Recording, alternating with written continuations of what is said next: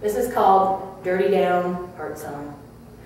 Some days you clickety-clack, bell jack down into sadness. And no amount of rev up, revolve will suffice, will act upon the above or below the sky. Re-evolutions turning into evolutions, it doesn't matter. Won't move you out of that ugly gear. Grinding down its broken jaw, chipped tooth skipping a beat, heart wheel groaning with this off-balanced rhythm, song unsynced. Sometimes we dirty down, hang dog head, bopping to the ground. I ain't never gonna leave this place till I quit it. Old blue night, humming, play it again, say it honey, disaster. Click the sound across the tops of those gray molars. Old toothy sky, with your moon-gaped smile, I know secrets like you. I soul felt strange truths. I speak in some nonsense, but you make sense of it. Those tight clenched lips slip the knowing out, smuggled over mountain ranges.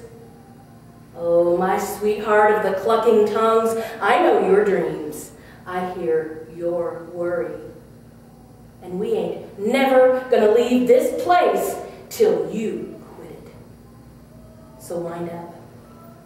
Wind up that re-evolution of madness, put on those dancing shoes and grind those hips towards the wheel. It is always moving with or without you.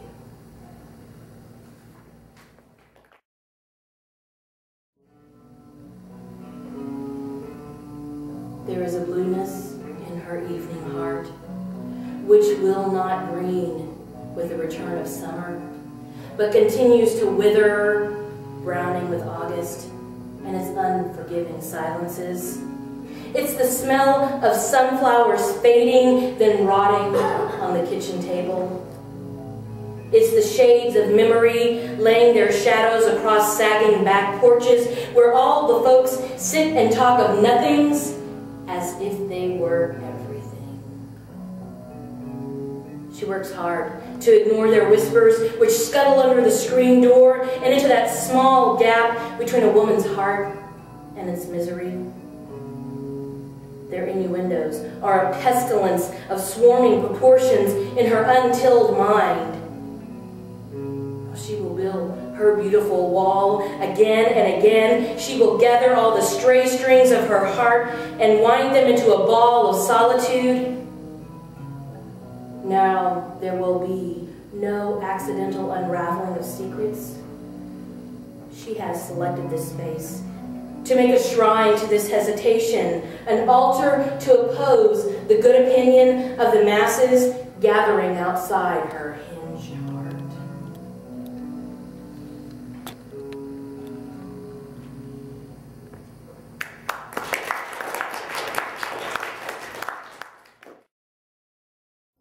Tell the sun to hide its face from me. I have come with lust in my heart and will not be placated. The rain is my lover, and I will have its touch on my bare skin. Its water will combine with my fire. We will trace smoky circles around our ash-laden hearts. I will open my womb up to the sky, but I will never let the sun penetrate into my darkest part.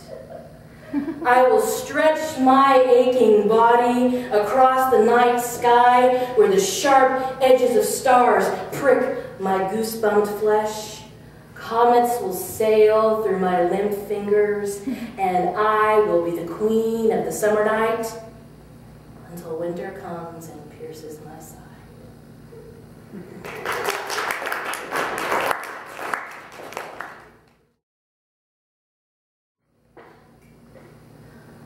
Among the night-colored branches of summer trees, the only thing moving were the questioning lips of the lovers. I was of two hearts, like a young boy's gaze in which there is one wandering eye. Guilt of long hushed lessons tugged at the bed sheets. It was a prelude to crippling silence. A desire and a regret are one. A desire and a regret and a former lover are one. I do not know which to prefer, the beauty of anticipation or reflection, the night before or the morning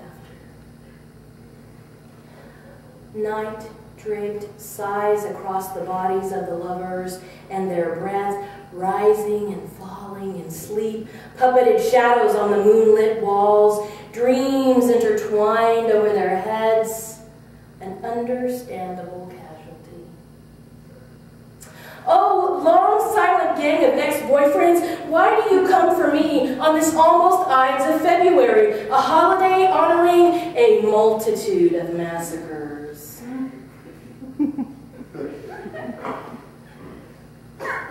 I know abandoned ideals and lurid, suffocating kisses, but I know too that the hesitating girl is involved in what the woman knows. When the man sat down at her table, a smoldering cigarette in hand, announced his arrival. At the sound of well-meaning mothers cawing out their questions about marriage prospects, even the most self-actualized feminist would scream and slam down the phone. She waited alone in the green tiled bathroom, the balance of her life shifting with the changing color of a plastic stick. The blood is flowing. The echo of colicky cries is silent. It was gray all morning. It was raining. It was going to rain. She sat in the dark living room, hands clasped between her thighs.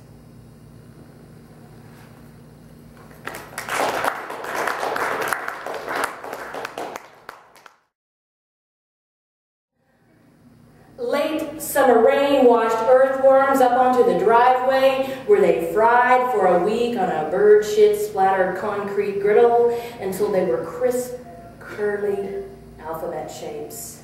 I imagined that these fragments of dehydrated flesh were the letters on Mother Nature's Ouija board. I placed my big toe on the ground, and its pink-painted nail began to tingle, moved by forces unseen, like some gullible guest at a cosmic slumber party. It spelled out, backwards question mark. Then twitched to the right, resting on an L, collapsing on itself. And then a few feet away, an O whose ends were waiting to rendezvous. And a perfectly formed V composing its melody at 6 o'clock. Wait, I thought, it could be love. But the E was upside down, and its curly half-moon tail